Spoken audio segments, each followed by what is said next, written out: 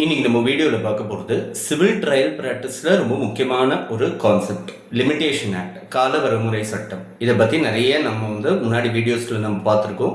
இன்னைக்கு நம்ம வீடியோவில் லிமிடேஷன் சம்மந்தப்பட்ட ஒரு 7-8 முக்கியமான ஆஸ்பெக்ட்ஸை பற்றி நம்ம டிஸ்கஸ் பண்ண போகிறோம். முக்கியமான பாயிண்ட்ஸை நம்ம ஒரு ரிஃப்ரெஷிங் ஆஃப் மெமரி மாதிரி நம்ம இன்னைக்கு தெரிஞ்சுக்க போகிறோம். ஃபர்ஸ்ட், லிமிடேஷன் ஆக்ட்னா என்ன? கால வரமுறை சட்டம். ஒவ்வொரு கேஸும் ஒரு பர்டிகுலர் கால வரமுறைக்குள்ள அந்த விதிமுறைக்குள்ள ஃபைல் பண்ணணுன்றது இருக்கு. இந்த லிமிடேஷன் ஆக்ட் 1963ல ஒரு அட்டவணை, ஒரு ஷெட்யூல் ஒன்று இருக்கு. இந்த ஷெட்யூல்ல எந்தெந்த கேஸை எத்தனை நாளைக்குள்ள ஃபைல் பண்ணணுன்றது இருக்கு. ஃபார் எக்ஸாம்பிள், ஒரு பணத்தை ரிகவர் பண்றதுக்காக ஃபைல் பண்ணப்படுற கேஸ்னா 3 வருஷத்துக்குள்ள ஃபைல் பண்ணணுன்றது இருக்கு. அதே மாதிரி மெலிஷியஸ் ப்ராசிக்யூஷன், அதாவது ஒருத்தரை தப்பான முறையில் ஒரு வழக்கு, பொய்யான வழக்கு ஒருத்தர் போட்டிருக்காருன்றதுனால அவர் மேலே ஒரு கேஸ் ஒன்று ஃபைல் பண்ணணும், காம்பன்சேஷன் கேட்கணும்னா 1 வருஷத்துக்குள்ளே ஃபைல் பண்ணணுன்றது இருக்குது. ஸோ இந்த மாதிரி நிறைய விஷயங்கள். ஒரு லேண்டோட பொசிஷனை மீட்டு எடுக்கிறதுக்காக ஒரு கேஸ் ஃபைல் பண்ணணும்னா 12 வருஷம் வரைக்கும் கால அவகாசம் இருக்குது. 12 வருஷத்துக்குள்ளே கேஸை ஃபைல் பண்ணணுன்றது இருக்குது. ஸோ இந்த மாதிரி நிறைய விஷயங்கள் இது கால வரமுறை சட்டத்தில் கொடுக்கப்பட்டிருக்கு. இந்த ஷெட்யூலில் அந்த லிஸ்ட் இருக்குது. என்னென்ன கேசஸ் எத்தனை நாளைக்குள்ள ஃபைல் பண்ணணுன்றது. அந்த எத்தனை நாளுன்ற கால வரமுறை எப்போ ஆரம்பிக்கிறதுன்றதும் அதில் கொடுக்கப்பட்டிருக்கு. ஃபார் எக்ஸாம்பிள், ஒரு பர்டிகுலர் இதில் இந்த பணத்தை மீட்டெடுக்கிறதுக்காக ஃபைல் பண்ணப்படுற கேஸ் அந்த பணம் என்னைக்கிலேருந்து கொடுக்க வேண்டியது இருக்கு. when the amount becomes due, அன்னிலேருந்து இந்த பணத்தை கொடுக்கறதுலேருந்து 3 வருஷத்துக்குள்ள அந்த கேஸை ஃபைல் பண்ணணுன்றது சட்டத்தில் இருக்கு. அதே மாதிரி இப்போ ஒரு டாக்குமெண்ட்டை செல்லாது, நல் அண்ட் வாய்டு அப்படின்னு செல்லத்தக்கது அல்லன்னு சொல்லி ஒரு கேஸ் ஒன்று ஃபைல் பண்ண வேண்டியதாக இருக்குன்னா அந்த டாக்குமெண்ட்டு ரெஜிஸ்டர் பண்ணப்பட்டது எப்போ இவங்களோட நாலேஜுக்கு வருதுன்றதுலேருந்து ஆரம்பிக்கிறது. ஸோ எனிலேருந்து இந்த காலவரமுறை ஆரம்பிக்கிறது, எனி வரைக்கும் இந்த எத்தனை நாளைக்கு இந்த காலவரமுறை இருக்கு, அதுக்குள்ள இந்த கேஸை ஃபைல் பண்ணணுன்றது இருக்கு. செக்ஷன் 3 லிமிடேஷன் ஆக்ட், காலவரமுறை சட்டத்தில் செக்ஷன் 3ல என்ன சொல்லப்பட்டிருக்குன்னா, இந்த கால அவகாசத்துக்குள்ள அந்த கேஸை ஃபைல் பண்ணப்படாத பட்சத்தில் அந்த கேஸ் கண்டிப்பாக டிஸ்மிஸ் ஆகும். இதுக்கு அந்த பிரதிவாதி இந்த காலவரமுறை சட்டத்துக்கு கீழே ஒரு டிஃபென்ஸ் எடுக்கலைனாலும் பரவாயில்ல, நீங்க கால அவகாசத்துக்குள்ள ஃபைல் பண்ணலன்னு சொல்லி பிரதிவாதி சொன்னாலும் சரி சொல்லாட்டியும் சரி இந்த கேஸ் டிஸ்மிஸ் ஆகப்படும், டிஸ்மிஸ் செய்யப்படும் அப்படின்னு சொல்லிட்டு செக்ஷன் 3 லிமிடேஷன் ஆக்ட்ல தெளிவா திட்டவட்டமா போட்டிருக்கு. ஸோ இது அந்த கேஸோட ஆணிவேரை பாதிக்கிறது. இந்த கேஸை இத்தனை நாளைக்குள்ள ஃபைல் பண்ணணுன்றது ஒரு அவசியமான ஒரு விஷயம்ன்றது இதுல இருந்து நமக்கு தெரியுது. எனக்கு இந்த வழக்கு மூலம் இந்த கேஸ் ஃபைல் பண்றதுக்கான அந்த உரிமை ஒருத்தருக்கு வருதோ அன்னிலேருந்து அந்த லிமிடேஷன் ஆரம்பிக்கிறது. இந்த லிமிடேஷன்ஸ் ஒன்ஸ் ஆரம்பிச்சிருச்சு, இந்த காலவரமுறை ஒன்ஸ் ஆரம்பிச்சிருச்சு அப்படின்னா அது நிற்காது, அது கண்டினியூஸா ஓடிட்டே இருக்கும். ஏற்கனவே வேற எதுனா சட்டத்துல அதுக்கு ஒரு பாஸ் பட்டன் கொடுக்குற மாதிரி எதனா ஒரு சூழ்நிலைகள் கொடுக்கப்பட்டிருந்தா சரி, ஆனாலும் அது மற்ற வேற எந்த சூழ்நிலையிலையும் நிற்கவே நிற்காது. கண்டினியூஸா அந்த 3 வருஷத்துக்குள்ள ஃபைல் பண்ணணுமா, அந்த 3 வருஷத்துக்கு கண்டினியூஸா அந்த ரைட் இருக்கவே இருக்கு, அது கண்டினியூஸா இருக்கு.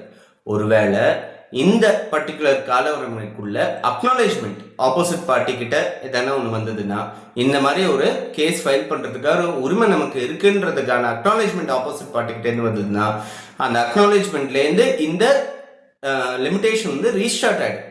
அன்னிலேருந்து ஒரு 3 வருஷம் கண்டினியூஸாக போகும். இதுவே நம்ம பேங்க்ல ஒரு டெப்ட் ஒன்று வாங்கியிருக்காங்க, ஒரு லோன் ஒன்று வாங்கியிருக்காங்கன்னா அப்போ இருந்த சிஸ்டமில் இல்லை இப்போவே ஒரு ப்ரைவேட் பார்ட்டி கிட்ட ஃபைனான்ஷியல் கிட்ட ஒரு லோன் ஒன்று வாங்குறோம்னா அக்னாலேஜ்மெண்ட் ஆஃப் டெட் அப்படின்னு சொல்லி எழுதி வாங்கிப்பாங்க. அந்த ப்ரோனோட்லேயோ இல்லை அந்த ஷீட்லேயோ பேக் சைடில் எழுதி வாங்கிக்கிறதுன்றது ஒன்று உண்டு.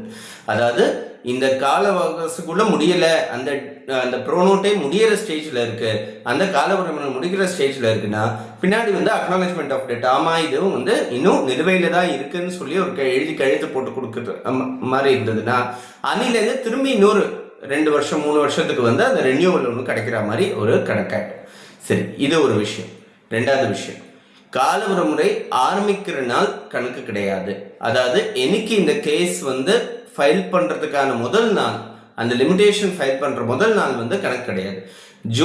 ஜனவரி 1, 2025 அன்னைக்கு ஒரு ப்ரோனோட் ஒன்று கொடுக்கப்பட ஒரு டேட் ஒன்று, ஒரு பணம் ஒன்று கொடுக்கணும் ஒருத்தருக்கு அப்படின்னா அவர் வந்து டிசம்பர் 31, 2028 அவர் ரைட் முடியல. ஜனவரி 2, 2028 தான் அவரோட ரைட் முடியுது. முதல் நாள் வந்து கணக்கு கிடையாது. அது வந்து முக்கியமாக தெரிஞ்சுக்க வேண்டியது 2வது விஷயம். 3வது விஷயம், கடைசி நாள் ஒரு கோர்ட் ஹாலிடேவா இருந்ததுன்னா, அது மறுநாள் தான் கணக்கு. அந்த கடைசி நாள் வந்து கணக்கு கிடையாது. ஒரு வாரத்துக்குள்ள ஃபைல் பண்ணியிருக்கணும், 30ஆம் தேதிக்குள்ள ஃபைல் பண்ணியிருக்கணும். 30ஆம் தேதி ஒரு கோர்ட் ஹாலிடேவா இருக்கு, தீபாவளி இல்லை பொங்கல் எதனா ஒரு கோர்ட் ஹாலிடேவா இருக்குன்னா அன்னிலேருந்து மறுநாள் தான் கணக்கே தவிர்த்து அன்னைக்கு கணக்கு கிடையாது. இது தெரிஞ்சுக்க வேண்டிய இன்னொரு ஆஸ்பெக்ட்.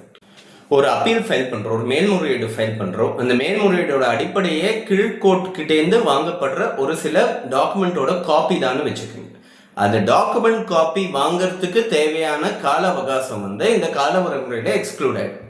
ஃபார் எக்ஸாம்பிள், அதனால இதை வந்து ஒரு ப்ராக்டிஸ் ஒன்று பார்த்தோம்னா, ஒரு ஆர்டர் ஒன்று பாஸ் ஆகுதுன்னா, அன்னைக்கு ஒரு ஆர்டர் ஒன்று ப்ரொனவுன்ஸ் ஆகுதுன்னா இமிடியேட்டாக காப்பி அப்ளை பண்ணிடுவாங்க.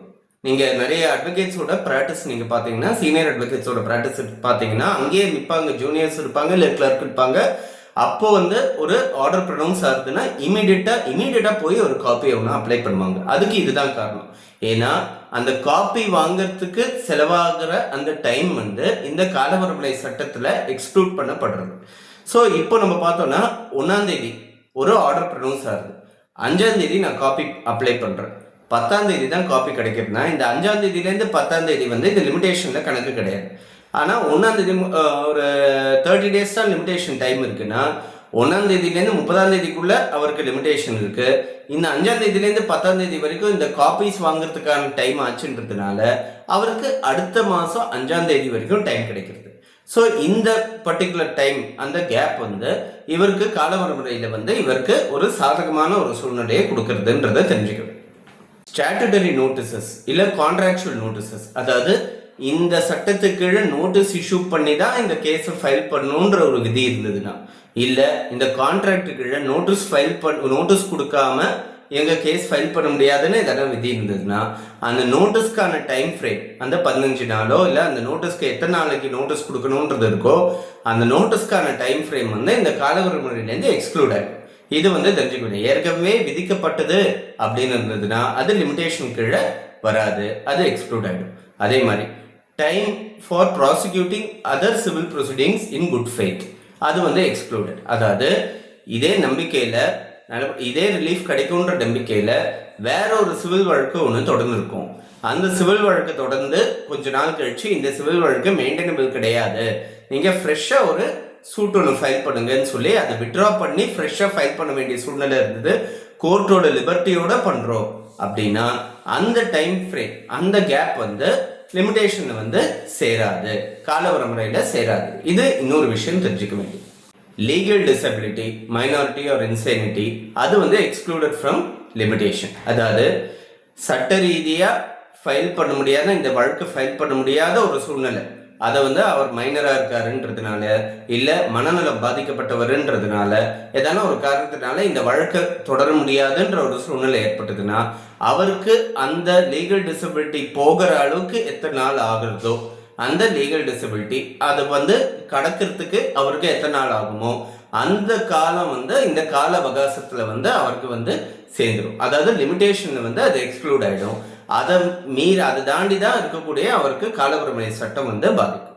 ஸோ இந்த மாதிரி விஷயங்கள்லாம் வந்து லிமிடேஷன் ஆக்டில் இருக்கக்கூடிய ஒரு பேசிக் பிரின்சிபல்ஸ். இதை கண்டிப்பாக தெரிஞ்சுக்க வேண்டியது.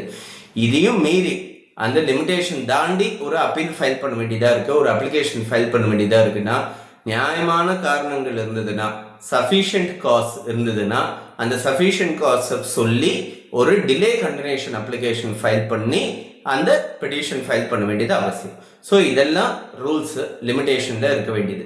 லிமிடேஷனில் இருக்கிற முக்கியமான ஒரு கார்டினல் ரூல் என்னன்னா, அந்த உரிமை வந்து பறிக்கப்படாது. The right is not extinguished but the remedy may be extinguished. அதாவது அந்த உரிமையை நிலைநாட்டுற வழிமுறை வந்து அது வந்து எக்ஸ்டிங்விஷ் ஆகலாம், அதை அணைஞ்சு போகலாமே தவிர்த்து உரிமைக்கு எந்த விதமான பாதிப்பும் இருக்காதுன்றது தான் பேசிக்கான ஒரு பிரின்சிபல். ஸோ இதெல்லாம் லிமிடேஷன் ஆக்டில் தெரிஞ்சுக்க வேண்டிய பிரின்சிபல்ஸ். இது வந்து ரொம்ப பேசிக், சிவில் ப்ராக்டிஸ்க்கு ரொம்ப பேசிக்காக தெரிஞ்சுக்க வேண்டிய விஷயம். ஒரு ரிஃப்ரெஷிங் ஆஃப் மெமரிக்காக இந்த வீடியோ.